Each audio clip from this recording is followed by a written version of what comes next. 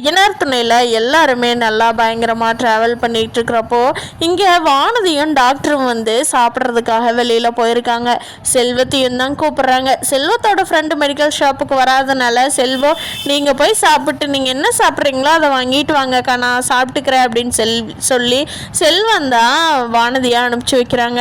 டே செல்வம், நான் மட்டும் எப்படி தனியாக போகிறது அப்படிங்கிறாங்க. அக்கா நம்ம டாக்டர் தானேக்கா, போயிட்டு வாங்க, நாங்கள் இந்த 2-3 வருஷமாக போய் சாப்பிட்டுட்டு தானே இருக்கோம், நீங்கள் தானே இப்போ புதுசாக வந்திருக்கீங்க, போயிட்டு வாங்கக்கா, அதெல்லாம் டாக்டர் நம்பி போகலாம் அப்படிங்கிறாங்க. டே அதுக்காக சொல்லலடா அப்படிங்கிறாங்க. அப்போது டாக்டர் இருந்துட்டு வாங்க வானதி சாப்பிட போகலாம் அப்படின்னு சொல்லிட்டு காரில் வானதி உட்கார வச்சு கூட்டிகிட்டு போகிறாங்க. அப்போது பாண்டி ஃபோன் பண்ணப்போ வானதி அதை இதையும் சொல்லி சமாளிச்சிட்டாங்க. சரி அப்புறமா கூப்பிட்ற வானதி, வேலை இருக்கும் போலன்னு வச்சவர் வந்து கொஞ்ச நேரம் கரமிச்சு வானதிக்கு ஃபோன் பண்ணுறாரு.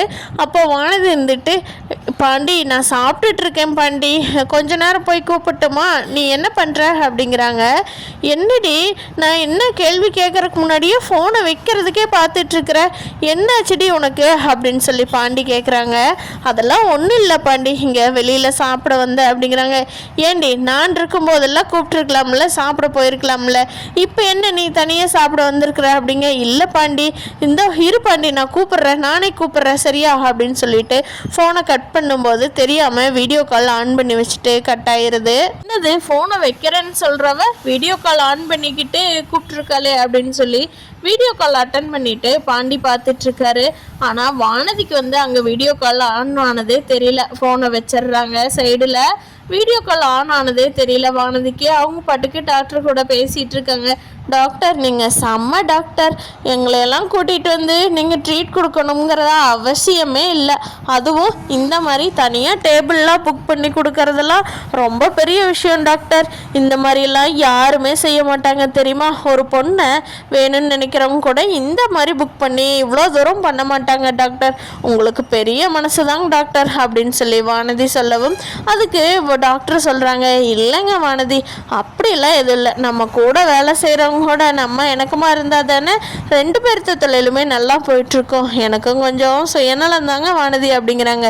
இல்லை டாக்டர், இருந்தாலும் நீங்கள் இது பண்ணணுங்கிறது இல்லையே, நீங்கள் பாட்டுக்கு வச்சுக்கிட்டு இருக்கலாமே, பாருங்க உங்களுக்கு பர்த்டேன்னு நீங்கள் சொல்லித்தான் எங்களுக்கு தெரியுது, அதனால் எங்களுக்கு தெரியறதுக்கான வாய்ப்பும் கூட இல்லை, அதனால் டாக்டர் உங்களுக்கு ரொம்ப நல்ல மனசு, எனக்கு தான் ஒரு லவ்வர் இருக்கான், அவன் வாடா வாடான்னு சொல்லி வெளியே கூப்பிட்டா கூட வர்றதுக்கு அவ்வளோ கராக்கி பண்ணுவாங்க டாக்டர், அதுவும் இப்படியெல்லாம் செலவு பண்ணணும்னு தெரிஞ்சது அவ்வளோதான், ஏய் உனக்கு வேறு வேலையே இல்லையாடி, நான் சம்பாதிக்கிறது இவ்வளோதான், அதையும் செலவு பண்ணிட்டு போக சொல்கிறேன்னு பயங்கர சண்டைக்கு வந்துடுவான் டாக்டர், இந்த அளவுக்கு இத்தனை ஐட்டமில் இவ்வளோ காசு போட்டு டேபிள் புக் பண்ணி சான்ஸே இல்லை டாக்டர் அப்படின்னு சொல்லி வானதி பயங்கரமாக டாக்டரை புகழ்ந்துட்டு இருக்காங்க. இதை பார்க்குற பாண்டிக்கு அப்படியே ஏய் அடியே அப்போ அப்படின்ட்டு பயங்கரமாக கோவம் வருது.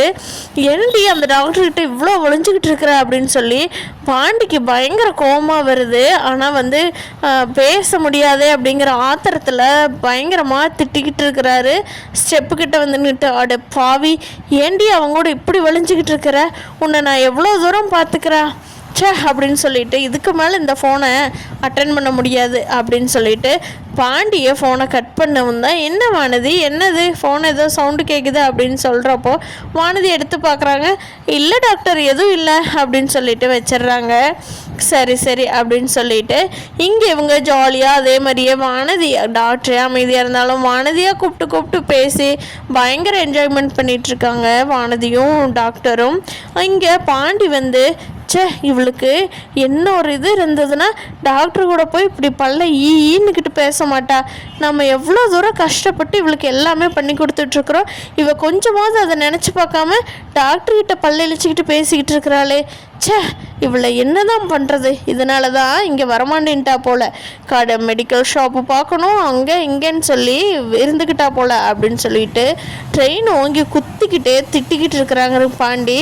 அப்போது அங்கே போன சோழன் வந்து, டே பாண்டி என்னாச்சுடா, என்ன வானதி கூட சண்டையா அப்படிங்கிறாங்க. ஆமாண்டா அப்படிங்கிறாங்க. என்னாச்சு என்ன சண்டை அப்படின்னு சொல்லி சோழன் கேட்கவும், வானதியோட மெடிக்கல் ஷாப்புக்கு மேலே டாக்டர் வச்சிருக்காரு இல்லையல்லடா கிளினிக்கு, அந்த டாக்டர் கூட வெளியில் சாப்பிட போயிருக்காக்கடா, போனது மட்டும் இல்லாமல் ஈன்னு அந்த டாக்டர்கிட்ட பேசிகிட்டு இருக்காடா. என்ன ஒரு லொல்லு இவளுக்கு அப்படிங்கிறாங்க. எல்லாம் வேலை பார்க்குற பக்கம் ஒன்றா சாப்பிட போயிருப்பாங்கடா. அதை வச்செல்லாம் வானதியை தப்பு ஆயிட போடாதடா பாண்டி. வானதி உன் பின்னாடி எப்படி சுற்றி சுற்றி வந்தா. நீ ஏன் அமைதியாக இருந்தாலும் வானதி தானடா உன் பின்னாடி வந்தா. அதனால் அப்படிலாம் சொல்லாதடா. பொண்ணுங்களுக்கு ஒரு நேரம் ஒரு மாதிரி இருக்குன்னு எனக்கு லெஜர் எடுத்தவன் தானடா நீ. இப்போ போய் இப்படி சொல்கிறியே அப்படிங்கிறாங்க. இல்லை வச்சோலாம் அவன். சரி விடுடா பாண்டி, ஊருக்கு போய் பார்த்துக்கலாம் சரியா. நீ டென்ஷன் ஆகாதவா, புள்ள போலாம். படியில் நின்றுக்குது, கோவத்தில் குதிச்சு தொலைஞ்சிடாதடா. அண்ணனுக்கு நிச்சயம் பண்ணோன்னு. பயங்கர நிச்சயம் கல்யாண ஏற்பாட்டுக்கு அப்புறம் இப்போ தான் நிச்சயத்துக்கு போயிருக்குது. வாடா அப்படிங்கிறாங்க. அதுக்கு ஏன்டா அண்ணனுக்கு நிச்சயம்தான் முக்கியமா, ஏன் உயிர் முக்கியம் இல்லையாடா, நான் குதிச்சா பரவாயில்லைங்கிறியாடா அப்படிங்கிறாங்க. ஏய் அப்படி சொல்லுவனாடா பாண்டி, வா சும்மா விளையாட்டுக்கு வாடா அப்படின்னு சொல்லி சோழன் வந்து பாண்டியை உள்ளே கூட்டிகிட்டு வந்துடுறாங்க. அப்போது பல்லவன் வந்துட்டு அண்ணே எங்கே போனீங்க 2 பேரும் அப்படிங்கிறாங்க. அது ஒன்றும் இல்லைடா பல்லவா, பாண்டி வந்து வானதியை நினச்சி ரொம்ப ஃபீல் பண்ணிட்டு இருந்தான்டா, அதுதான் தைரியம் சொல்லி கூட்டிகிட்டு வந்தேன் அப்படிங்கிறாங்க. நடத்துங்க எல்லாம் ஆளுக்கு ஒரு ஜோடி கூட தான் சுற்றிக்கிட்டு இருக்கிறீங்க அப்படிங்கிறாங்க பல்லவா. அதுக்கு சோழன் டே என்னடா உனக்கு இப்போ வேணுமா, நீ ஆல்ரெடி போனியே ஸ்ட்ரைட்டா, அப்படிலாம் நாங்களடா, நாங்கள் ஒன்லி ஃபோனில் இப்படி தான், உன்னையாட்டம்லாம் கிடையாது, நீ ரொம்ப மெச்சூரிட்டிடா அப்படிங்க. அண்ணே ப்ளீஸ்ண்ணே என்னை ஞாபகப்படுத்தாதுண்ணே, எனக்கு ஜோடியே வேண்டாண்ணே, நான் தெரியாமல் பண்ணிட்டேன், கேட்டுட்டேன், இனி என்ன ஒன்றும் பேச மாட்டேன், என்னை ஆளை விடுங்கடா சாமி அப்படின்னு சொல்லிட்டு பல்லவன் அமைதியாயிடுறான். அப்போ நல்லா இருந்துட்டு சோழன் இங்கே பாருங்க, எப்போ பாரு பல்லவனை இப்படியே சொல்லி கேட்கக்கூடாது, அவனே திருந்திட்டான்ல, சும்மா அவனை இப்படியே கேட்கக்கூடாது சோழன் அப்படிங்க. சாரிம்மா தெரியாமல் கேட்டுட்டேன், விடுமா சும்மா ஜாலிக்கு தானே கேட்டேன் அப்படிங்கிறாங்க. இல்லை சோழன் அவனே திருந்திட்டான், அதுக்கப்புறம் இப்படியெல்லாம் பண்ணலாமா அப்படிங்க. சரிம்மா சாரிம்மா என்னை மன்னிச்சிருமா அப்படின்னு சொல்லிடுறாங்க சோழன். இங்கே கார்த்திகா வந்து சோகமாக இருக்கிறது எல்லாத்துக்குமே கொஞ்சம் மனசுக்கு வருத்தமாக தான் இருந்தாலும் வேற ஒன்றும் பண்ண முடியாது இல்லையா. அவங்க அம்மா அப்பா பார்த்து தேர்ந்தெடுத்து கொடுத்த வாழ்க்கை, அதுக்கு மற்றவங்களாம் என்ன பண்ண முடியும் அப்படிங்கிறதுனால கொஞ்சமாவது எல்லாத்தையும் என்கேஜ்மெண்ட்டாக வச்சுக்கலான்னு சொல்லிட்டு சீட்டு விளையாட, ரம்மி விளையாட, அப்புறம் எல்லாமே ராஜா ராணி விளையாட, இப்படி பல்லவன் வந்து எல்லாத்தையுமே ஜாலியாக கொண்டுட்டு போகணும்னு சொல்லி என்னென்னமோ பிளான் பண்ணி விளையாண்டுட்டு இருக்காங்க. ஆனால் பரவாயில்ல, சோழனோட அத்தை வந்து இந்த ட்ரெயின் ஜேர்னியில் தான் அவங்க மனசில் இருக்கிற உண்மையெல்லாம் வெளியே தெரிய வருது.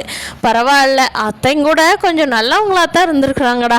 நம்ம சின்ன வயசுலேருந்து இப்படியே இருந்திருந்தாங்கன்னா நம்மளை இன்னும் கொஞ்சம் நல்லா திருத்திருப்பாங்கடா. இவங்க பேச்சுவார்த்தையே எல்லாம் போய் தான் ஆளுக்கு ஒரு வாக்கில் இருந்துட்டோம், நிலா வந்து தான் திருத்துற மாதிரி ஆயிடுச்சு.